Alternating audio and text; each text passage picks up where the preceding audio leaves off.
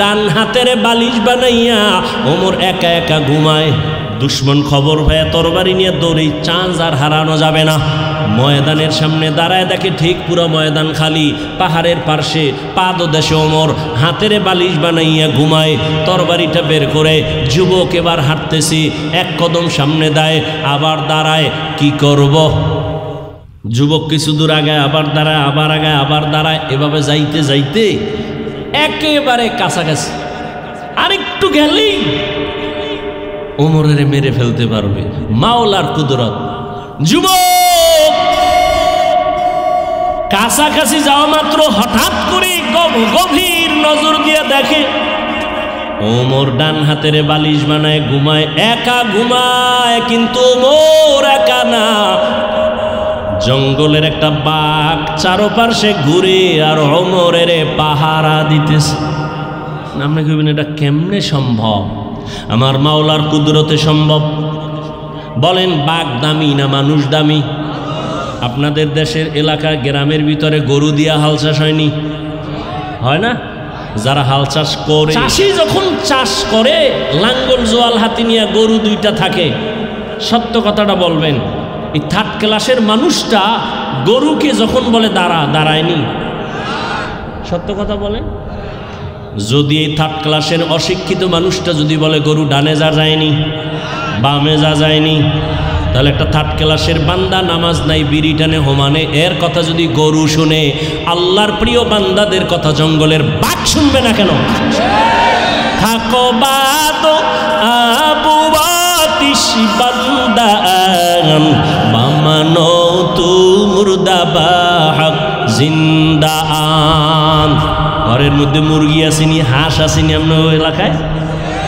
শত শত হাঁস রাস্তায় রাস্তায় পানির মধ্যে খাইতেছে সারাদিন খোলা।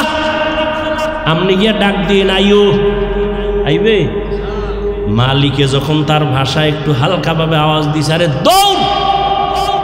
ঠিক নি? ম্যাডাম যখন ডাক দিছে, মুরগিগুলো সবাই এসে গেছে খোয়ারের ভেতরে। ঠিক নি? একটা মহিলার কথা যদি মুরগি মানতে পারে, কেমনে বুঝাইতাম? ওই যে শুরুতে বলছি কপাল। যদি বুঝে না আসে, কে তোমাকে বুঝাবে রে বাবা? আল্লাহর কাছে মানুষের থেকে দামি কোনো প্রাণী নাই। আর মানুষের মধ্যে আল্লাহর প্রিয় তারা যারা তাকওয়ার পাওয়ার নিয়ে চলে, ঈমানের পাওয়ার নিয়ে চলে, এরা আল্লাহর কাছে কত দামি জানো? এরা কত দামি? ক্বালা রাসূলুল্লাহ সাল্লাল্লাহু আলাইহি ওয়া আলিহি ওয়াসাল্লাম লাউ আকসামা আলাল্লাহ লা আবাররা। এদের পাওয়ার কত জানেননি? আল্লাহর প্রিয় বান্দা, গাঞ্জাখোর না, আল্লাহর প্রিয় যারা তাকওয়াওয়ালা, এদের পাওয়ার কত? নবীজি হাদিসে বলেন, এরা যখন বলে আল্লাহর কসম এখন বৃষ্টি হবে, আল্লাহ কয় আমি এখন বৃষ্টি দিব। যদি বলে আল্লাহ বৃষ্টি বন্ধ করে দাও, আল্লাহ তখন বলবে আর তোর কথা বন্ধ করে দিলাম। কেন? আল্লাহ তো বেশি মায়া করেন তার আদরের গোলাম মানুষের মধ্যে তাকওয়াওয়ালাদেরকে। বান্দা যখন যা চাইবে আল্লাহ তখন তার কথায় তা দিবেন। কিন্তু আল্লাহর প্রিয় বান্দারা আল্লাহর অবাধ্য কিছু যাবেন না, আল্লাহর বিরুদ্ধে কিছু বলবেন না। বলতে বলতে অনেক দূরে গেছে, আপনাদের কষ্ট হইতেছে মনে হয়। আর সামান্য একটু সামনে যাব। কসম খাইলেন কেন? মনে আছে তো? ওয়াল আসরের মধ্যে কসম খাইলেন কেন? আল্লাহ তো সন্দেহ নাই দূর করবেন কি? সংক্ষেপ জবাব হলো, আল্লাহর সব কথাই দামি, গুরুত্বপূর্ণ। কসমের কথাটা আরেকটু বেশি দামি। মানুষের অন্তরকে আকৃষ্ট করার জন্য, আল্লাহ ওদিকে মনোনিবেশ করার জন্য কসম করেছেন। এক নাম্বার। দুই, যেই জিনিসের উপরে শপথ করেছেন ওই জিনিসটাও বড় অমূল্য সম্পদ, এটা বুঝাবার জন্য। যেমন আসমানের কসম, আসমান বড় দামি। রাতের কসম, রাত বড় দামি। এক একটা যদি বুঝাইতে থাকি সারা রাত পার হয়ে যাবে। রাত এমন দামি, সমস্ত চিকিৎসা বিজ্ঞানীরা দুনিয়ার একমত, রাত আমার মাওলার দেওয়া এমন একটা নিয়ামত, সারা দুনিয়ার মানুষের সুস্থতার জন্য রাতের ঘুম হলো ফিরি ফিরি শরীরের মহা ঔষধ। রাতে না ঘুমায় দিনে যদি 13 ঘন্টা ঘুমাও, রাতের বরকত আর কোনোদিন আসবে না।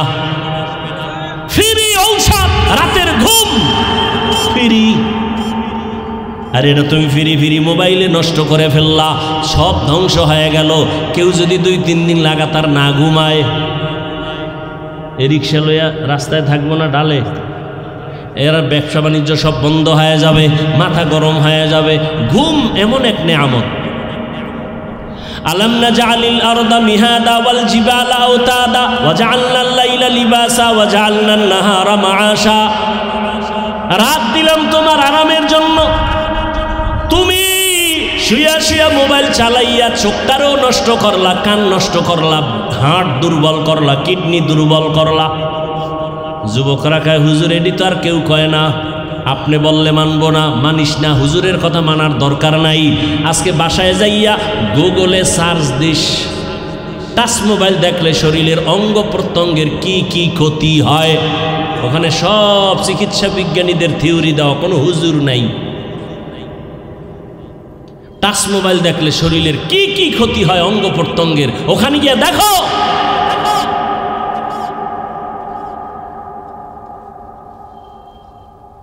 চরিত্র নষ্ট হলে আর ফেরত পাওয়া যাবে না। আল্লাহ তাআলা আসরের শপথ করলেন, আসর বড় দামি এক সম্পদ। বলে কেমন সম্পদ? বলে আসরটাকে যারা কাজে লাগাবে তারা বড় দামি হয়ে যাবে, দুনিয়ার লাইনে হোক বা আখিরাতের লাইনে হোক। আসরটাকে কাজে লাগাইলে জীবনটা ধন্য। এ কথা বুঝাবার জন্য আসর কি জিনিস ওদিকে আমি আলোচনা করব না, পরের কথাগুলো বড় দামি। ইন্নাল ইনসানা লাফি খুসর ইল্লাল্লাযীনা আমানু ওয়া আমিলুস সালিহাত ওয়া তাওয়াসাউ বিল হাক্কি ওয়া তাওয়াসাউ বিস সবর। শুধু আসর নিয়ে কথা বললে সামনের আর কোনো কথা হবে না, আর সামনের কথার আলোচনা করলে আসরের কথা হবে না। কোন দিকে যাব? যদি শুধু আসর নিয়ে কথা বলি তাহলে আংশিক কিছু কথা বলে মোনাজাত, আর যদি বলেন না আসর বাদ, সামনের আলোচনা, ইন্নাল ইনসানা লাফি খুসর, এখান থেকে সামনের আলোচনা, সেখানেও আমি কিছু টাইম দিয়ে আমি ওটাকে গুছায় বলবো। কোন দিকে যাব? সামনে না এটা? সামনে, ঠিক আছে, আসর বাদ। ইন্নাল ইনসানা লাফি খুসর, আল্লাহ শপথ করে বলেন পৃথিবীর সব মানুষ জাহান্নামী, সব মানুষ।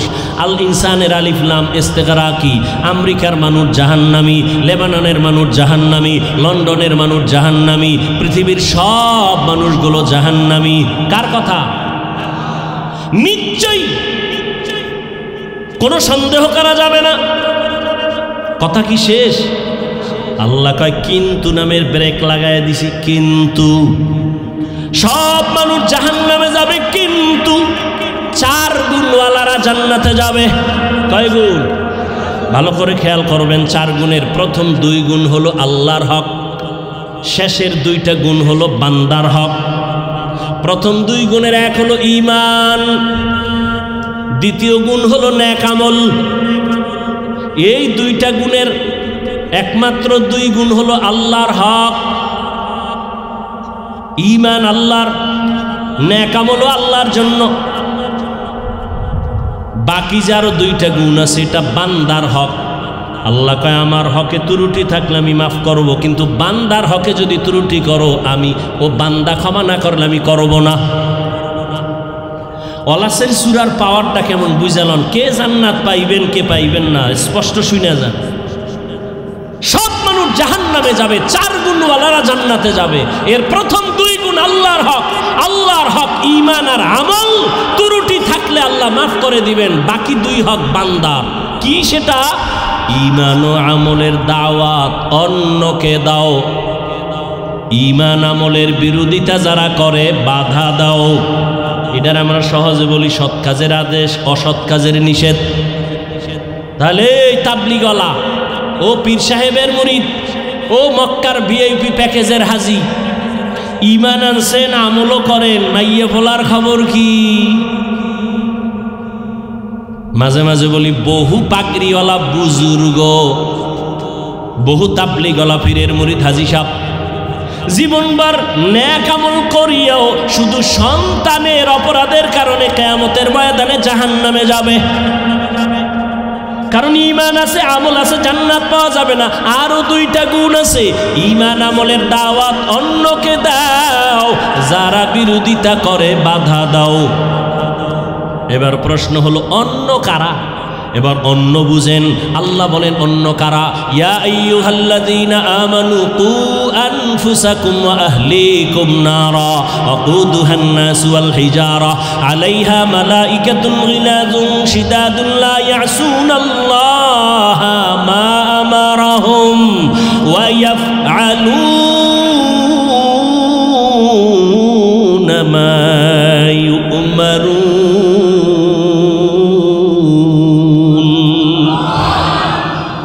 মুমিন, জাহান্নাম থেকে তুমি আগে বাঁচো, তারপরে তোমার আহালকে বাঁচাও। জাহান্নাম থেকে নিজেকে আগে বাঁচাও, তারপরে আহাল। আমি বাবা, আমার আহাল সন্তান। আমি স্বামী, আমার আহাল স্ত্রী। আমি আলেম, উম্মত আমার আহাল। আমি শিক্ষক, ছাত্র আমার আহাল। আমি মসজিদের ইমাম, মুসল্লিগণ আমার আহাল। আমি দোকানের মালিক, কর্মচারী আমার আহাল। ও মা বাবা, জাহান্নাম থেকে নিজেকে আগে বাঁচাবেন, তারপরে সন্তানকে বাঁচাবেন। ও স্বামী, জাহান্নাম থেকে আগে নিজেকে বাঁচাবেন, তারপরে আপনার আহাল স্ত্রীকে বাঁচাবেন। ও মসজিদের ইমাম সাহেব, খতিব সাহেব, জাহান্নাম থেকে আগে নিজেকে বাঁচাবেন, তারপরে আপনাদের আহাল মুসল্লিদেরকে বাঁচাবেন। ও আলেম, জাহান্নাম থেকে আগে নিজেকে বাঁচাবেন, তারপরে উম্মতকে বাঁচাবেন।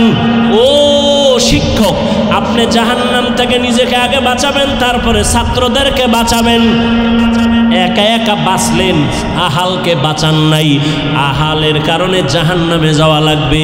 কত মা বাবা নিজে নামাজ পড়ে সন্তানের দাওয়াত দেয় না, নিজে রোজা রাখে সন্তানের রোজার দাওয়াত দেয় না।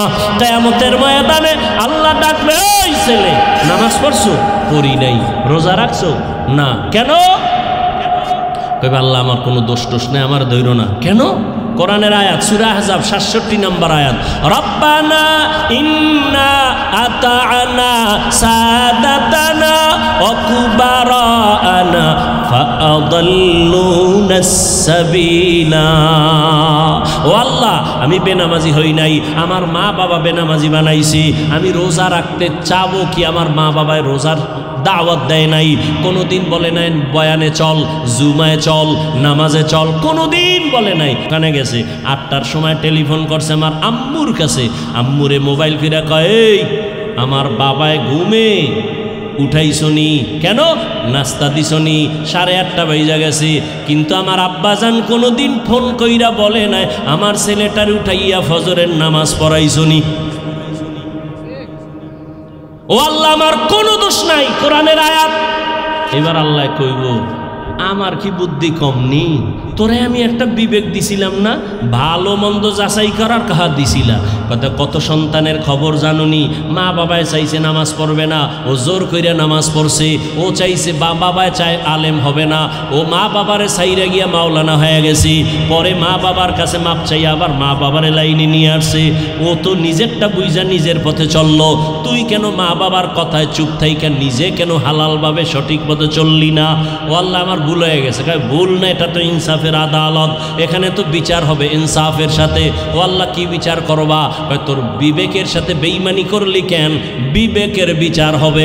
ইন্নাস সামআ ওয়াল বাসারা ওয়াল ফুআদ কুল্লু উলাইকা কানা আনহু মাসউলা।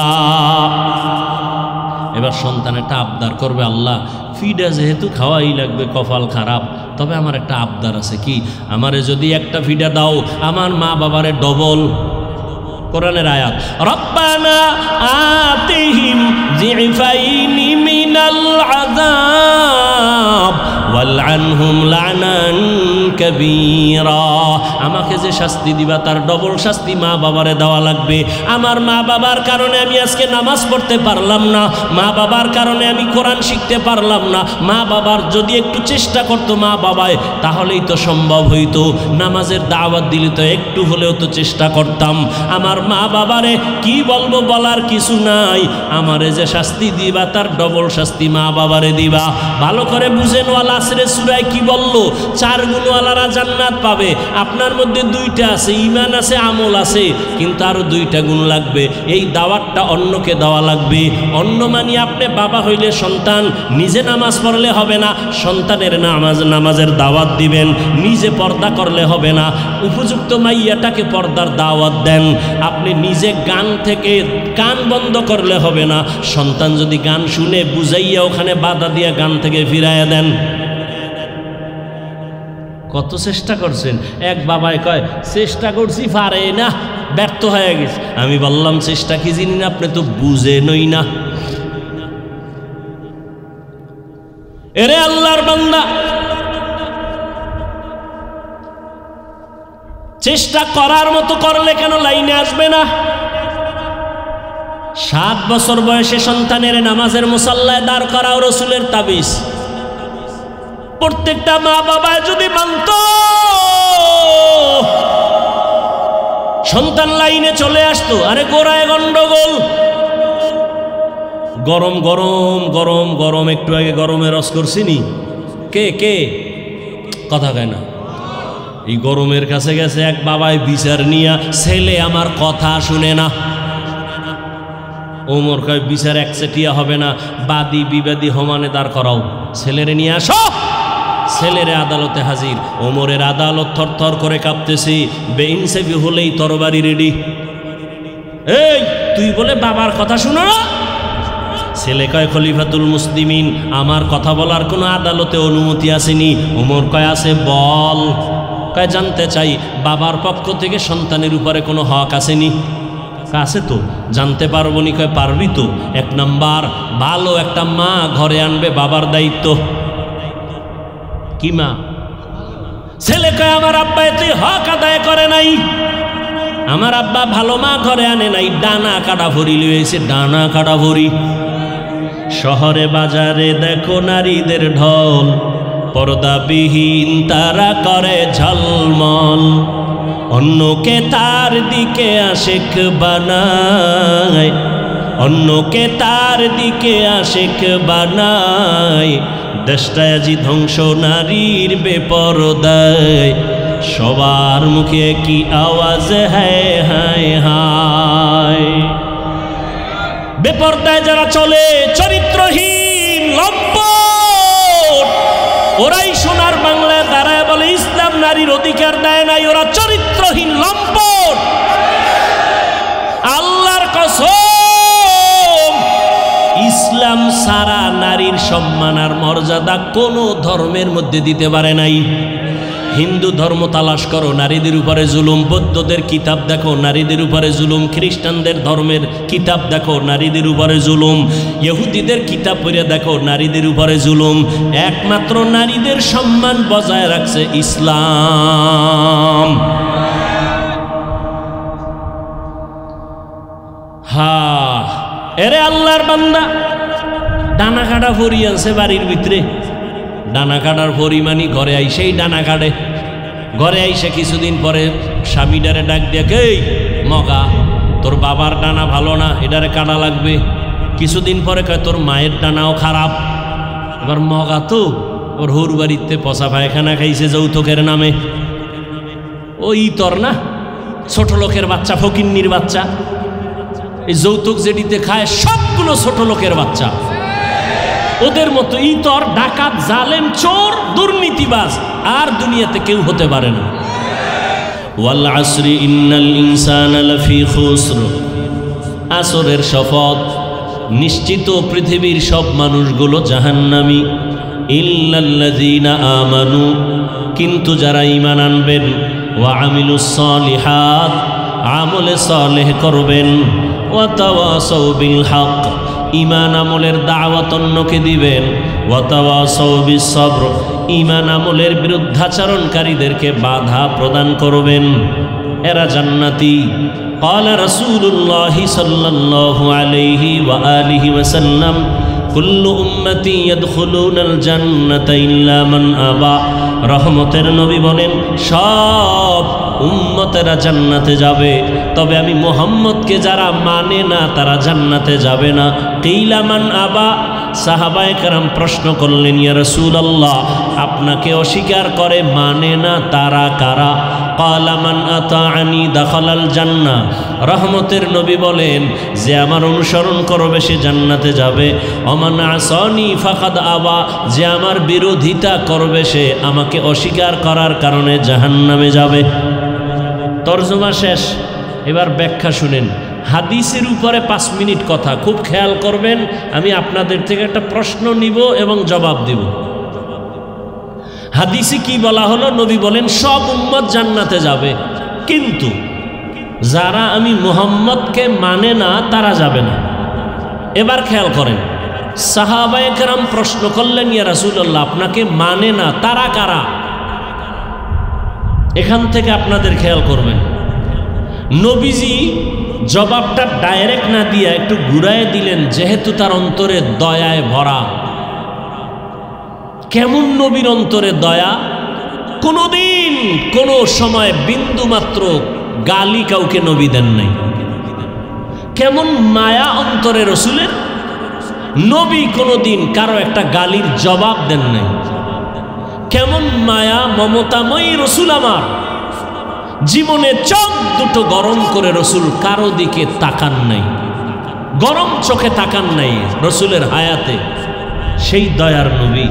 প্রশ্ন ছিল, ইয়া রাসূলুল্লাহ, আপনাকে অস্বীকার করে মানে না তারা কারা? নবী জবাব দেওয়ার আগে মাঝখানে একটা মহব্বতের আওয়াজ দিলেন, মান আতাআনি দাখালাল জান্নাহ, যে আমার অনুসরণ করবে সে জান্নাতে যাবে। প্রশ্ন আপনাদের কাছে, আবার বলছি, নবীজি বললেন সব উম্মত জান্নাতে যাবে, যারা আমাকে মানে না তারা যাবে না। সাহাবায়ে কেরাম জিজ্ঞাসা করলেন, ইয়া রাসূলুল্লাহ, আপনাকে মানে না তারা কারা? নবীজি জবাব দিতে গিয়ে বললেন, যারা আমার অনুসরণ করে তারা জান্নাতি। প্রশ্ন আপনাদের কাছে, নবী বলেছেন যারা রসুলের অনুসরণ করবে তারা জান্নাতে যাবে, বলুন তো বিপরীত কথাটা কি হবে? হ্যাঁ, যারা অনুসরণ করবে না তারা জাহান্নামী। নবী এ কথা বলেননি। এখনো খেয়াল করেন না অনেকে। সাহাবায়ে কেরামের প্রশ্ন, নবী আপনাকে মানে না তারা কারা? নবী এটা ডাইরেক্ট জবাব না দিয়ে বললেন, যে আমার অনুসরণ করবে সে জান্নাতি। বিবেক বলে বিপরীত কথা হয়, যে রসুলের অনুসরণ করবে না সে জাহান্নামী। নবী বলেন না, আমি এ কথা বলি নাই। নবী কি বলছেন? নবী বলছেন, ওয়ামান আসানি ফাকাদ আবা, কে আমাকে অস্বীকার করে? যে আমার বিরোধিতা করে। যে আমার বিরোধিতা করে সে আমাকে অস্বীকার করে। তাহলে যে আমার অনুসরণ করে না সে আমাকে মানে না, এটা বলেন নাই, বরং যে বিরোধিতা করে মূলত সে আমাকে মানে না। এখান থেকে কি বুঝলাম? এখান থেকে দুইটা সবক নিব, উপদেশ নিব। কাসাসুল আউয়ালিন মাওয়াইজুল আখিরিন।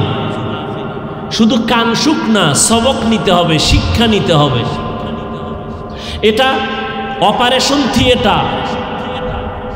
একটা রুগীকে হসপিটালে যখন নেওয়া হয় তখন সাইন নেয়, অপারেশনের রুগী, দস্তখত দাও, মইরা গেলে কোনো দাবি নেই। টাকা দিবে, দস্তখত দিবে, সময় দিবে, কান্নাকাটি চলবে। অপারেশন সাকসেস, এরপরও কান্না চলে। সেখানে অস্ত্র আছে, রক্ত যাবে, সেলাই লাগবে, ওটি রুমে ঢুকবে। আর এখানে অপারেশন হবে, ওখানে অপারেশন চলে বডি, দেহের। এখানে অপারেশন চলবে বডিকে পরিচালনা করেনেওয়ালা পাওয়ার, মূল হেড, রুহ, রুহের অপারেশন চলবে। তবে এখানে সেলাই লাগবে না, রক্ত যাবে না, অস্ত্র লাগবে না, বাকি সব লাগবে। টাকা লাগছে, সময় দিতে হবে। এবার সাকসেস হলে কান্না শুরু হবে। খুব খেয়াল করবেন। এটা কোন থানা? দৌলতপুর থানায় একজন আসামি পুলিশ ধরে নিয়ে গেল। নিয়ে কোর্টে উঠাবার আগেই ওকে মার দিছে। এমন মার দিছে পুলিশে বেত দিয়া, শুধু চিল্লায় কিন্তু চোখে পানি নেই। একটা আসামিকে নিয়ে থানায় পুলিশ বেতের আঘাত করে, কান্না নাই। আর এটা এমন একটা প্যান্ডেল, ইখলাস নিয়ে আল্লাহওয়ালারা যখন বয়ান করেন 200 হাত দূরে বসে মানুষ অঝরে কান্না করেন। এরে মারলোকে, অপারেশন চলতেছে। কি চলতেছে? অপারেশন সাকসেস যখন হবে তখন দেখবেন ওই যুবক দাড়ি নেই কিন্তু চোখে পানি। ওর অপারেশন শুরু হয়ে গেছে, ওর আত্মার অপারেশন চলতেছে। ও ধরা খেয়ে গেছে যে আমি তো জাহান্নামী, আমার উপায় কি? আমাকে মা ভালো জানে না, আমার চরিত্র এত খারাপ, আমাকে বাবা ভালো জানে না। আমার মা বাবাই মনে মনে বলে তুই মর, কারণ তোর চরিত্রের কারণে মানুষের সামনে মুখ দেখাতে পারি না। তোর ব্যবহারে শিক্ষক বেজার, তোর আচরণে আলেম বেজার, তোর আচরণে মা বেজার, তোর ব্যবহারে বাবা বেজার। মনে মনে সবাই চায় তুই মরে যা। যখন এটা অন্তরে ধাক্কা লাগতেছে, হঠাৎ করে খেয়াল করছে না আর অন্যায় করব না। এইবার কান্না শুরু হয়ে গেছে, আত্মার উপরে অপারেশন চলতেছে। নাইলে পুলিশে ফিডায় কাঁদে না, ওয়াজের প্যান্ডেলে কাঁদে কেন? ওরে মারে কে? এটা বুঝার মতো মেধাও নাই।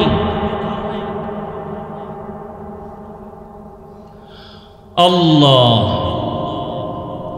তাহলে রসুল বললেন যে আমার অনুসরণ করে না সে আমাকে অস্বীকার করে, এটা বলে না, বলছে যে বিরোধিতা করে। এখান থেকে আমরা বুঝলাম নবীজির অনুসরণ যারা করে না, সুন্নত মানে না, তারা দুই দল। এক দল দরদি আর এক দল বিরোধী, এক দল আগ্রহী আর এক দল বিদ্রোহী। উদাহরণত আমি বলি বুঝাবার জন্য। ডান দিক থেকে একটা যুবককে আমি জিজ্ঞাসা করলাম, এই যুবক, নবীজির মোহাব্বতে দাঁড়িয়ে রাখো না কেন, নামাজ পড়ো না কেন? যুবক বলে, হাফিজ ভাই, নবীজির আদর্শ মেনে নামাজ পড়া খুবই জরুরি একটা কাজ, দাঁড়িয়ে রাখাও দরকার, চেষ্টা করি পারি না, দোয়া করবেন। বলুন তো ছেলেটার কথায় কি বুঝলেন? সে দরদি না বিরোধী? আগ্রহী না বিদ্রোহী? বাম দিক থেকে একটা যুবককে জিজ্ঞাসা করলাম, এই যুবক, রসুলের আদর্শ মতে দাঁড়িয়ে রাখো না কেন, নামাজ পড়ো না কেন? আমার কথাটা শেষ না হতে ফট করে জবাব দিল, না রাখলে অসুবিধা কি? নামাজ না পড়লে অসুবিধা কি? আপনারা জবাব দিন, দরদি না বিরোধী? আগ্রহী না বিদ্রোহী? রসুলের আদর্শ মানার ক্ষেত্রে বিদ্রোহীর আর এক নাম বেঈমান। এই লোকটারও দাড়ি নাই, ওরও দাড়ি নাই, একজন মুমিন আর একটা তাজা বেঈমান।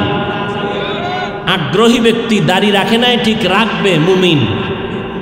বিদ্রোহী না রাখলে অসুবিধা কি? রসুলের সুন্নতকে উপহাস করে, বেঈমান।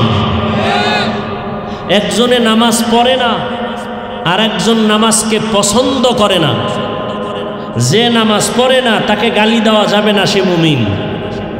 যে নামাজ পছন্দ করে না তাকে ছাড় দেওয়া যাবে না, সুযোগ পেলেই জুতার বাড়ি, সে বেঈমান। একজনে পর্দা করে না, গালি দেওয়া যাবে না, কারণ আগ্রহী না বিদ্রোহী আগে বুঝতে হবে। একজনে নামাজ পড়ে না, নামাজ না পড়লেই গালি দেওয়া যাবে না, আগে বুঝতে হবে দরদি না বিরোধী।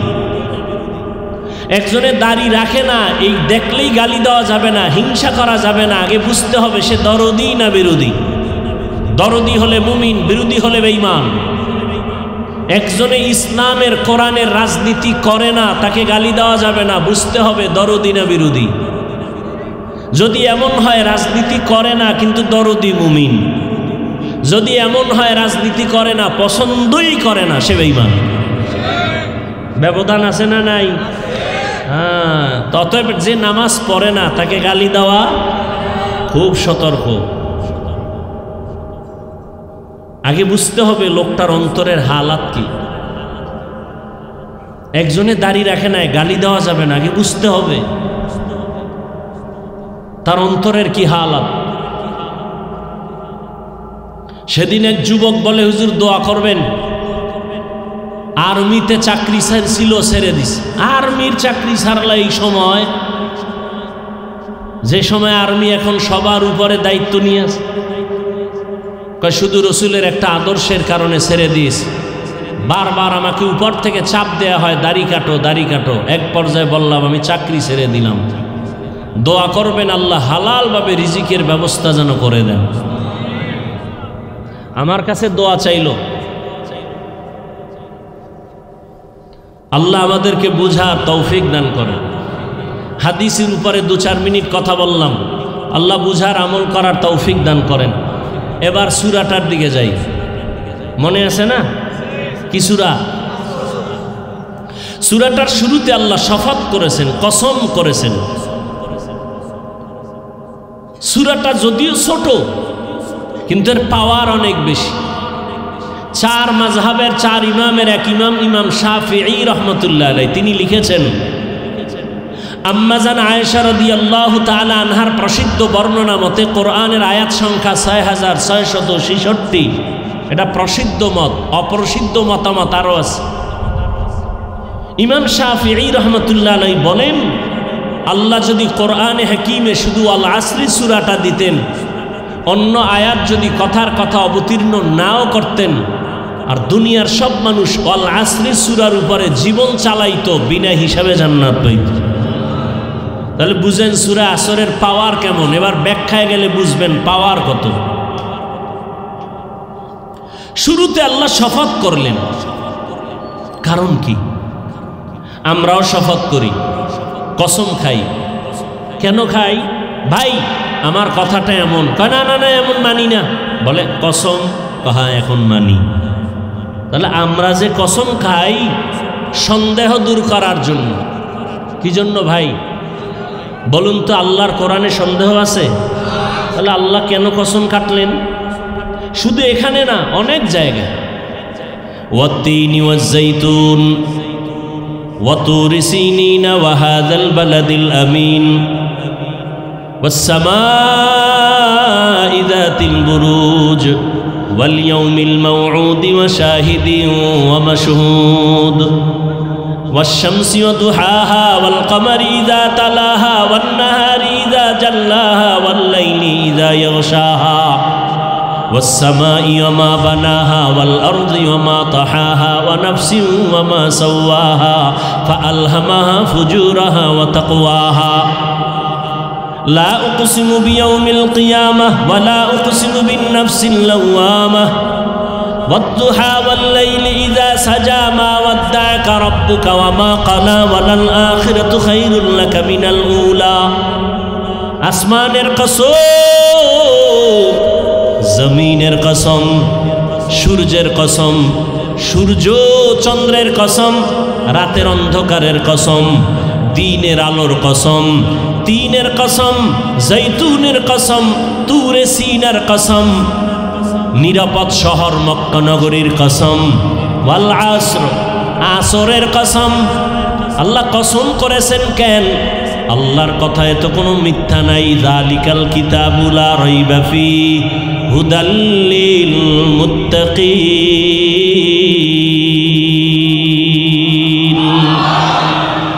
আল্লাহর কোরআনে কোনো চ্যালেঞ্জ দেওয়া। আল্লাহ যত কিতাব দিলেন, তাওরাত, জবুর, ইনজিল সহ, জমিনে কোনো কিতাব আল্লাহ নিজে হেফাজতের জিম্মাদারি নেন নাই। একমাত্র কোরআনের হেফাজতের জিম্মা আল্লাহ নিজে নিয়েছেন। যে কারণে দুনিয়ার সব কিতাবগুলো এলোমেলো অবস্থায় আছে। ভেতরটাও এলোমেলো, বাহিরটাও এলোমেলো, বিধানটাও এলোমেলো। কিন্তু আল্লাহর কোরআন কোনো সিন্ধুকে তালা নাই। হিন্দু ভাই যদি বলে কোরআন দাও, টাকা না থাকলে আমি কিনে দিব, দেখ। কারণ এটা এমন একটা কিতাব, ধরলেই তার অ্যাকশন শুরু হয়ে যায়। এটা এমন একটা কিতাব যেদিকে তাকাবি, তাকাইলেই অ্যাকশন শুরু। রহমতের নবী বলেন, কেউ যদি আমার আল্লাহর কোরআনটা খুইলা খুইলা তাকায় তাকায় দেখা দেখা পড়ে, মরা পর্যন্ত, মৃত্যু পর্যন্ত চোখের পাওয়ার নষ্ট হবে না। সুবহানাল্লাহ। ইয়ে না ই কালামে জিন্দা কুরআনে হাকিম হিকমতে উলা ইয়াজালসতো কদিম বাখা কুরআ কালামুল্লাহ বসনো কদিমাস্তি কদিমাস্তি নইনো। আল্লাহর কোরআন তো কসমের আগেও সত্য, কসম খাওয়ার পরেও সত্য, কোনো সন্দেহ নাই। সন্দেহ আছে কি না?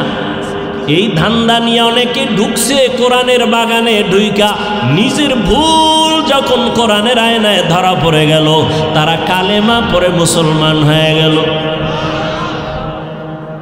ইস্ট ইন্ডিয়া নামের কোম্পানি বহু অপচেষ্টা করে কোরআনে জমিন থেকে জ্বালায় দেওয়ার কোম্পানি, বহু কোরআন জ্বালায় দিছে। বাগদাদের লাইব্রেরির ভেতরে এমন একটা তাফসির ছিল, তাফসিরে হাদায়েকা যাতা বাহজা, এত বিশাল বড় তাফসির, হাজার হাজার হাজার কোরআনের এডিশন তাফসির, বালাগাত, ফাসাহাত, মান্তেক সবগুলো ফোরাত নদীতে ভাসায় দিল। আল্লাহর কোরআন এখনো বিদায় করতে পারে নাই। ভারতের ভেতরে ব্রিটিশ বেঈমানের বাচ্চাগুলো হাজারো আলেমকে ফাঁসি দিয়া গাছের সাথে লাশটা ঝুলাইয়া মাদ্রাসা বন্ধ করেছে, কিন্তু ভারত থেকে কোরআনের আওয়াজ বন্ধ করতে পারে নাই। বরং সারা দুনিয়ায় বর্তমানে কোরআনের যত আলো জ্বলতেছে, এই সমস্ত আলোর পাওয়ার হাউস ভারতের দেওবন্দের ভেতরে। ইদানিংকালে শোনা যায় শুধু আওয়াজ, অত্যাচার, মসজিদ ভাঙ্গে, মুসলমানের উপর আক্রমণ। আমার মন কেন জানি বলে রসুলের হাদিস মতে হিন্দুস্তানের যে একটা বৃহত্তর যুদ্ধ হবে, যেই হিন্দুদের সাথে যে একটা বিশাল বড় মহাযুদ্ধ হবে, গজওয়ায়ে হিন্দ, তার প্রস্তুতি মনে হয় শুরু হয়ে গেছে। কারণ একটা বিল্ডিং তৈরি করার ক্ষেত্রে মানুষ কত টাকা দিয়ে ইটের বাটা বানায়, বাটা বানাইয়া সেখানে ইট বানায়, ইট বানাইয়া একটা ফর্মা বানায়। একটা ইট যদি বাঁকা থাকে ফর্মা ফালায় দেয়, ও কাদার ইটটা দেয় না, কত প্রসেসিং করে মাটিটাকে এরপরে বানাইয়া সুন্দরভাবে সারিবদ্ধ করে ফাঁকা ফাঁকা করে ভেতরে কাঠ দেয়, আগুন জ্বালায়, মাসকে মাস আগুন জ্বালাইয়া সুন্দর পিওর ইটগুলো বানায়। ভালো ভালো ইটগুলো আলাদা, একটু যদি বেশি পড়ে আলাদা, এগুলোর দাম আলাদা। এগুলো কিনে নিয়া এবার এখানে আইসা আস্তে আস্তে ইটগুলো কিনে নিয়ে আসছে, ভাঙা ইট কিনে না। আমি বিল্ডিং করব, আমাকে দামি ফ্রেশ ইটগুলো আমাকে দাও। ট্রাক ভর্তি করে করে করে করে বিশাল ইট নিয়ে আসছে, সব আস্তে আস্তে ইট, আস্তে ইট কিনা এবার 5-7 জন কর্মচারী এদের আতুরা দিছে, বাইরে ইয়া এদের কংক্রিট বানাও, গুড়া বানাও, ইটের খোয়া বানায় দাও, বানাও। একজনে কয় ভাই এত দামি ইটগুলো তুমি ভাঙ্গা কিনলা না, আস্তে আস্তে নিয়ে আসলা, এখন কেন আবার তুমি এদের গুড়া বানাও? কয় হ্যাঁ, আমি 10 তলা বিল্ডিং করতে গেলে আমি গুড়া ইট যত নিচে দিব তত বিল্ডিং মজবুত হবে। মুসলমানের রক্ত জমিনের মধ্যে যত যাবে, মুসলমানের ঈমানের পাওয়ার আর ইসলামের পতাকা তত মজবুত হবে। এরে নবীর উম্মত, ইসরায়েলের মধ্যে জালেমরা যেই পরিমাণ ফিলিস্তিনের মুসলমানের উপরে, ইসলাম তো দূরের কথা, বিবেক পর্যন্ত মেনে নিতে পারে না। বাচ্চা কি অপরাধ, একে কেন হামলা করা হয়? মায়ের সামনে বাচ্চাকে জবাই করা হয়। তুমি ঈদের দিন কত আনন্দ করেছো, ফিলিস্তিনের জমিনে কখন রোজা, কখন সাহারি, কখন ইফতারি আর ঈদ, তাদের কোনো খবরই ছিল না। শুধু কান্না, কান্না আর কান্না। অপেক্ষায় থাকো, কাফনের কাপড় কিনে রেডি থাকো। মুসলমানের উপরে যেই পরিমাণ অত্যাচার চলতেছে, সেদিন বেশি দূরে না, এ জমিন হবে ইসলামের জমিন। জালেম সবগুলো ধ্বংস হয়ে যাবে। यहूद नसारा से परेशान नहीं मुमीन, हर वक्त गुजरते मुकाबला में फिलिस्तीन। यहूद नसारा से परेशान नहीं मुमीन, हर वक्त गुजरते मुकाबला में फिलिस्तीन।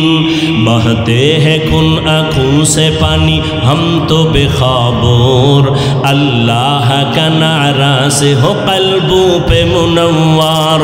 अल्लाहु अकबर हो, अल्लाहु আকবার, আল্লাহু আকবার, বলো আল্লাহু আকবার, আল্লাহু আকবার, আল্লাহু আকবার, আল্লাহু আকবার, বলো আল্লাহু আকবার, তকবীর হো তকবীর, আল্লাহু আকবার, তকবীর হো তকবীর, আল্লাহু আকবার। জমি मेरी अल्लाह मेरा हम सच्चा मुसलमान, एक हाथ में तलवार एक हाथ में कुरान। जमी मेरी अल्लाह मेरा हम सच्चा मुसलमान, एक हाथ में तलवार है एक हाथ में कुरान।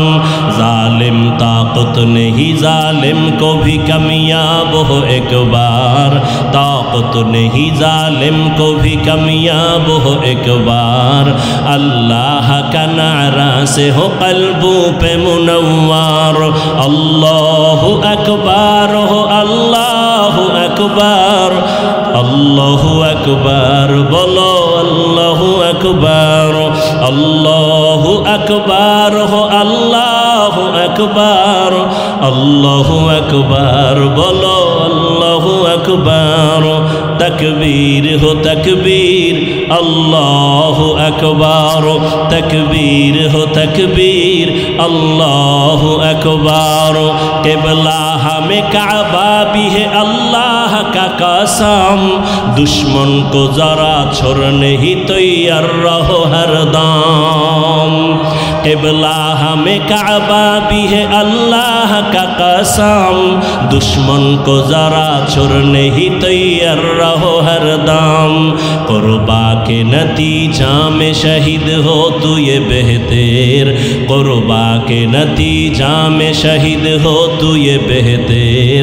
अल्लाह का नारा से हो कल्बों पे मुनव्वर, अल्लाहु अकबर हो अल्लाहु अकबर, अल्लाहु अकबर, बोलो अल्लाहु अकबर, अल्लाहु अकबर हो अल्लाहु अकबर, अल्लाहु अकबर, बोलो अल्लाहु अकबर।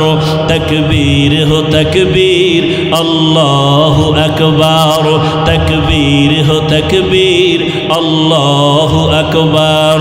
तकबीर हो ज़बां पे सारा खाले के अकबर, अल्लाह का नारा से हो कल्बों पे मुनव्वर, अल्लाहु अकबर हो अल्लाहु अकबर, अल्लाहु अकबर, बोलो अल्लाहु अकबर, अल्लाहु अकबर हो अल्लाहु अकबर, अल्लाहु अकबर, बोलो अल्लाहु अकबर।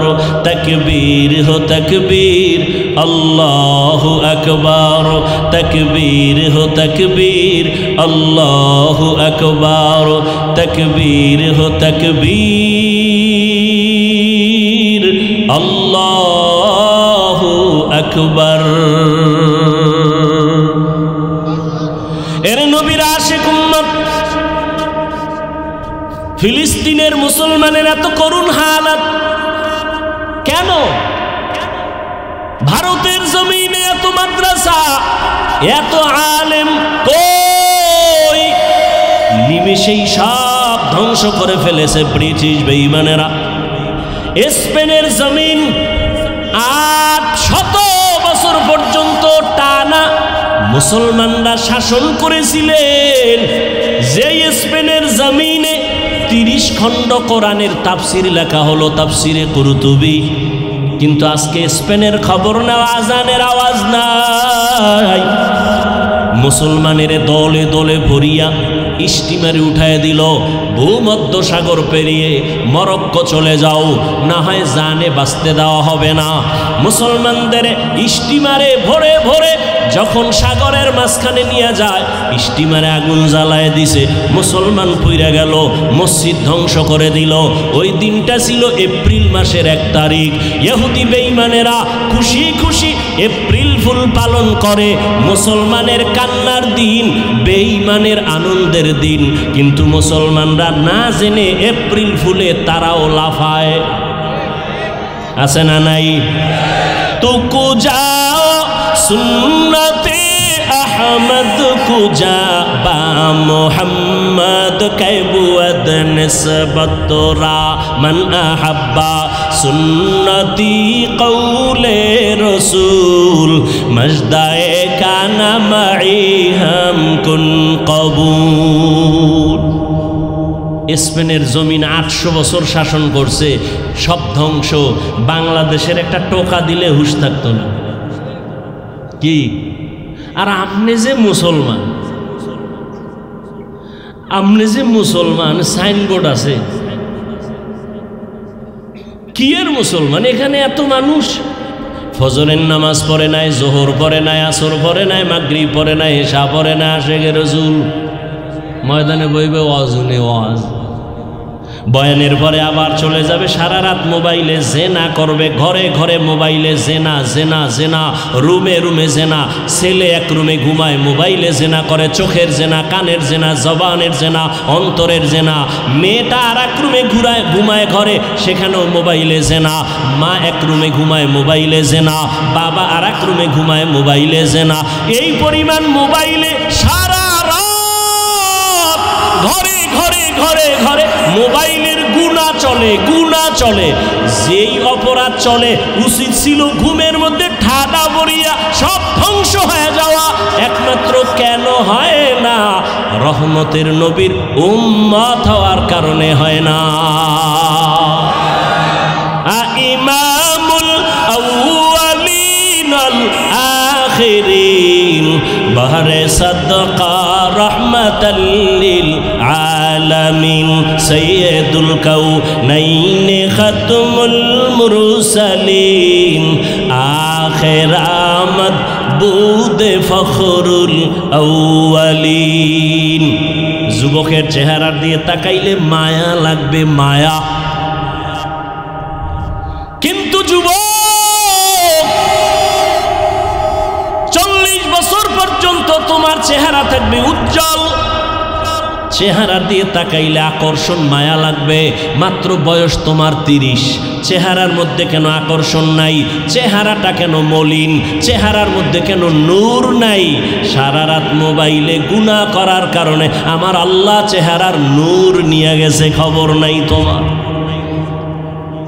মাওলায় যদি কপাল না খুলে, কে বয়ান করবে আর কার বয়ানে কপাল খুলবে জানা নাই। কপাল যদি পুড়ে যায়, রহমতের নবীর বয়ানেও কপাল খুলে না। যেই রহমতের নবী একটা নজর দিয়া তাকাইলেই পেটের ক্ষুধা থাকে না, কেমন মায়ার নবী। যেই রহমতের নবীর চেহারা মহাব্বতের নজরে যদি কেউ দেখে, জাহান্নামের আগুন হারাম। কিন্তু কপাল বড় খারাপ, একদিন আর 2 দিন না, যেই নবীকে এক নজর দেখার জন্য গর্তের পিপিলিকা কান্না করে, গর্তের সাপ কান্না করে, জঙ্গলের প্রাণীগুলো কান্না করে।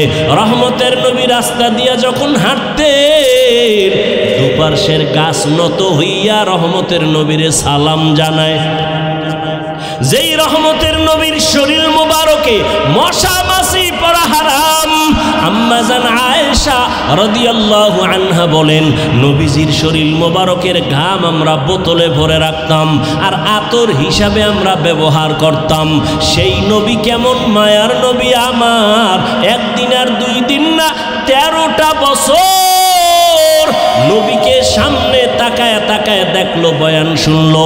13 বছর দেখলো, বয়ান শুনলো, কপালে কালেমা আসে নাই। এত বড় বেঈমানের নাম জানেননি? কি নাম? এর নাম কপাল। যেই নবীরে দেখার জন্য গর্তের পিপিলিকারা কাঁদে, যেই নবীর চেহারা এত মহব্বত, দুশ্মন আইসে নবীরে মারবে, আইসেই কালেমা পড়ে।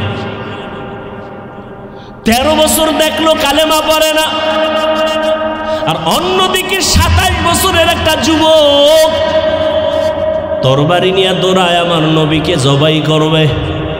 কয় বছরের? 27 বছরের যুবক দৌড়ায় নবীকে জবাই করবে। নবীর সামনে আইসা চেহারাটা দেইখা তরবারি ফালাইয়া বলে, রহমতের নবী আমাকে মাফ করে দেন, কালেমা পড়ায় আমাকে মুসলমান বানায় দেন। কয় বছরের যুবক? 27 বছরের যুবক। নবীকে দেইখা কালেমা তরবারি নিয়ে দাঁড়ায় বলে, এই মক্কার মুশরিক বেঈমানেরা, আয় মুহাম্মদের বিরুদ্ধে কথা বলতে চাইলে আমার সামনে দাঁড়া, মুহাম্মদের প্রয়োজন নাই, আমার তরবারি যথেষ্ট। কেমন পাওয়ার! এখন এই যুবক যেই পথ দিয়ে চলে, শয়তান ওই পথে আসে না, দেখলেই দৌড়। ওমর কেমন? ওমর নাম কি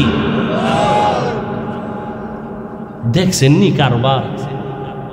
শয়তান ভয়ে পালিয়ে যায়। আর সে ওমরকে এখনো নাম শুনলেও শরীর গরম হয়। যার নাম ওমর দেখবেন তার মেজাজ একটু হাই। ওমর মানে গরম। শয়তান দেখলে ভয় পায়। কবিরেজি করুন একটু, কবিরেজি কথা কয় না। যারা কয় জিন টিন বিশ্বাস করি না, ও শেষ মরণটা জিনের হাতে হয়। জিন আছে না নাই? কোরআনের আয়াত আছে না নাই? একটা কবিরেজি করে যাই, মনে রাখো। এই যে বুকে বুকে ঘুমের সময় তো রাত্রে ঘুমাস না, কেমনে কইতাম? সারা রাত মোবাইলে আকামে কাটায় না। এই বুকের উপরে শাহাদাত আঙ্গুল দিয়ে যদি কেউ আরবিতে অজু অবস্থায় ঘুমাবি আর বুকের উপরে লিখবি ওমরের নাম, আইন মিম র, ওমর লেখে যদি ঘুমাও, বিশ্বাস থাকতে হবে মৃত্যু পর্যন্ত কোনোদিন তোর স্বপ্নে খারাপ কিছু হবে না। ঘুমের মধ্যে অনেকে ভয় লাভ দেয়, চিৎকার দেয়, কিচ্ছু হবে না। শুধু ওমরের নামটা আরবিতে লিখতে হবে বুকের আঙ্গুল দিয়া।